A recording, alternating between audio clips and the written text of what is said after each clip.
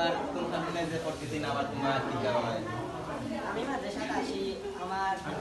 আমরা প্রতিদিন সকালে ফজরের রক্ত নামাজে যাই, তারপরে কিছু সময় হাঁটাহাঁটি করি, তারপর নাস্তা করে যেমন রুটি এগুলি খেয়ে, তো তারপরে সুষম খাদ্য সুষম খাদ্য খেয়ে তারপর কিছু সময় হাঁটাহাঁটি করে, তারপর আমরা গোসল করে তারপর আমরা মাদ্রাসায় চলে আসি।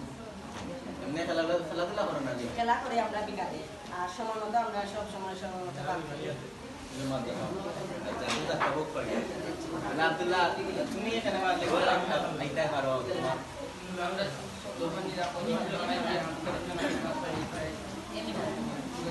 আসতে পারো মাদ্রাসা? তাহলে আইবা, রেগুলার আইবা, দুশো মাত্র আইবা, খেলাধুলা করবা।